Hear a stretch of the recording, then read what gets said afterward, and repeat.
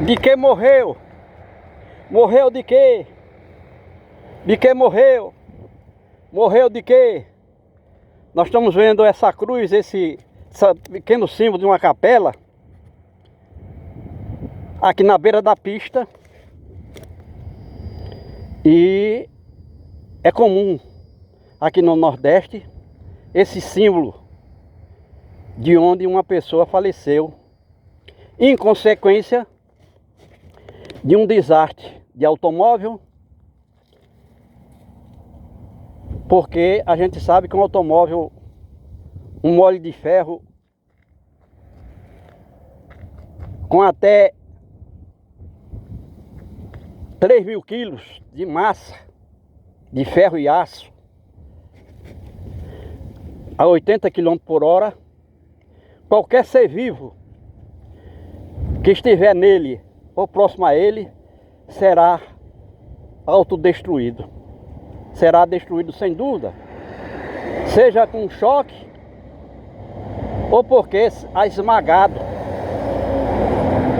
esmagado pelo trambolho de ferro a 60 km de velocidade. Nenhum ser vivo, animal ou vegetal, suportaria, permaneceria vivo ao se chocar com um automóvel. E aqui muitas mensagens, já coberto de mato. Certamente a família esqueceu a pessoa que morreu aqui. Ainda chegaram a botar flores artificiais e tudo. Mas isso é apenas um símbolo sem futuro. Porque não adianta você chorar a morte de um ente querido num desastre de automóvel se não concorre, se nada faz para mudar esse quadro criado por um automóvel, por um veículo automotor, principalmente quando ele queima combustível fóssil, que tem pneus de petróleo, que anda numa estrada de petróleo, porque certamente não é só a pessoa que se choca com esse trambolho de ferro que vai morrer. Nós estamos morrendo aqui paulatinamente, todo instante.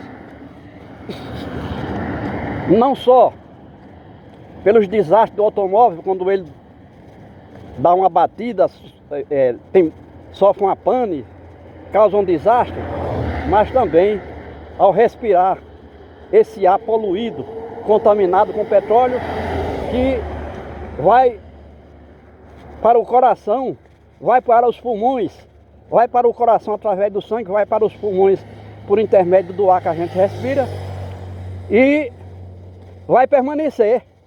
Hoje já descobriu-se que existem microplásticos em todas as partes do corpo humano e de outras formas de vida, por exemplo, na seiva das plantas. E o plástico, como sabe-se, é produto do homem, que transforma o petróleo em plástico. O plástico é um subproduto do petróleo. E aqui está um exemplo de que o homem está se autodestruindo. Alguns, na sua simplicidade, acreditam que está se deslocando muito rapidamente no avião, por exemplo, que também queima petróleo, ou no automóvel, está com qualidade de vida. Na realidade, no cômputo geral, é qualidade de morte. Qualidade de morte. Então o homem poderia já buscar formas de energia que existem de muitas formas na Terra, que não trouxesse danos ao ambiente, que não precisasse produzir plástico para guardar suas coisas. A gente vê isso e certamente, como a gente disse já em outro vídeo, a humanidade em si está morrendo, se autodestruindo, e a maioria das pessoas que certamente teria uma capacidade intelectual de entender essa informação, procura esconder a informação, enquanto nós estamos aqui fazendo um esforço medonho para mostrar ao mundo, para que o mundo tenha ciência e consciência. O homem, certamente que tem um certo grau de cultura, de intelectualidade, ao seu modo, vai tentando destruir essa informação. Está aqui a lavoura do homem. Por falta d'água, perdi meu gado. Olha o milho. Eu plantei meu milho todo no dia de São José. Tenho fé na providência que vai dar milho a grané. Pelos cálculos vou colher 20 espigas em cada pé. Pelos cálculos vou colher 20 espigas em cada pé. Eis a loteria ambiental. Vejam a espiga de milho. A gente faz isso porque tem gente que vai plantar, vai produzir, não vai não. O homem está totalmente perdido. Ele destruiu o ambiente de tal forma que mesmo que chovesse aqui, essa espiga não ia se desenvolver porque esse solo não existe. Não existe nutrientes minerais nesse solo. Ele está simplesmente destruído. Isso aqui foi matéria removida para a construção de aterros nas estradas, nas rodovias, e está aqui o resultado.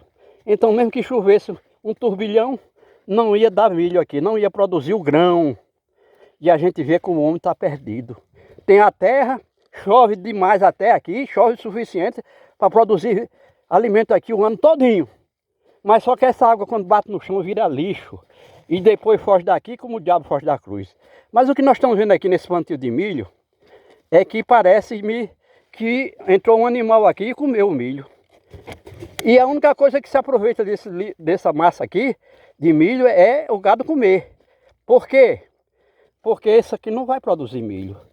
A gente vê as espigas que produziram aqui. Aqui tem até uma espiga que tem alguns grãos. Já é um milagre. Mas a gente vê esse milho em pleno mês de setembro. E aqui normalmente as chuvas permitem que o homem plante de março a junho.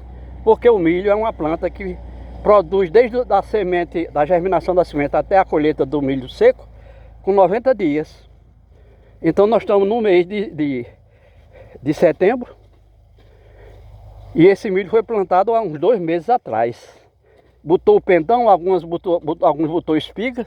E a gente vê que esses maiores que tem espiga é porque no tronco dele existe algum nutriente mineral que não tem em todo o espaço do terreno. Então onde tem esses nutrientes minerais, o milho cresceu e até colocou espigas e pendões. O que mostra que a diferença aqui está no terreno e não no problema da oferta de chuvas. Aqui o terreno, esse terreno mais alto, é desprovido de nutrientes minerais para o milho. E o milho é um cereal que exige muitos nutrientes minerais em grande variedade, porcentagem e quantidade. E a gente vê que aqui realmente mostra a qualquer pessoa com um mínimo de racionalidade a diferença entre o mesmo milho plantado no mesmo dia, no mesmo chão. A diferença está no terreno, ou seja, da quantidade de nutrientes minerais que dispõe em determinado pedaço do chão e não tem em outros pedaços, porque o chão foi revirado para a construção do aterro da estrada, e aquele ponto onde foi revirado, onde foi arrancado o solo, não tem nutrientes minerais para alimentar a planta. E a planta necessita de água todos os dias. Até a quantidade de água disponibilizada no solo, apesar da chuva ser a mesma, essa quantidade de água é diferente em determinados pontos, porque o solo já não tem capacidade de absorver a água da chuva para manter por tempo determinado a umidade ao alcance das raízes da planta, para que a planta possa coletar o seu nutriente e água ao mesmo tempo, no mesmo processo. Então a gente vê que aqui na Baixada tem até umas espigas de milho já bem formadas, enquanto que isso a gente mostrou que foi plantado no mesmo tempo, no mesmo dia, no mesmo terreno. Sim, mas como a gente viu, determinada parte desse terreno não tem nutrientes minerais para atender a planta, enquanto que nas partes mais baixas, que é para onde escorre a água da chuva, levando os nutrientes minerais, a gente vê que tem um milho bastante desenvolvido aqui. E tristemente a gente vê que veio um animal aqui, um bovino ou outro animal qualquer, e comeu as espigas de milho do homem. Está aqui no chão, além de que ele está sofrendo, o homem luta, essa desigualdade de clima, no mesmo lugar, no mesmo ambiente, essa desigualdade de nutrientes do solo, e ele, além de não pensar em fazer essa nutrição, e vai jogando a semente no chão ao léu, como se diz, sem nenhum propósito com relação ao clima, ao ambiente, e mesmo assim ainda vem um animal, porque não tem uma proteção, uma cerca aqui, que é na beira da estrada, na margem da BR, não tem uma cerca para evitar que o animal venha comer a sua lavoura. E o resultado é que o homem vai só penando, penando, penando, porque na realidade ele nem sempre tem compromisso que isso aqui produza o seu alimento. Produza porque ele já tem normalmente uma aposentadoria, normalmente no Brasil tem o aposentado do Fundo Rural, do INSS, que jamais contribuiu com a instituição, mas tem uma aposentadoria, que é uma forma do governo dar um pouco de esmola para o homem não morrer de fome. Mas na realidade ele não contribuiu para que a Previdência tivesse recurso para manter esse sistema. Então é uma espécie de enganação, engodo, e o país não vai crescer exatamente porque não tem essa mentalidade. O homem não sabe o que fazer da vida e vai vivendo ao léu. E o governo imagina que está fazendo, ao dar uma esmola, senhor doutor, uma esmola a um homem que é são. Se não mata de vergonha, mas vicia o cidadão.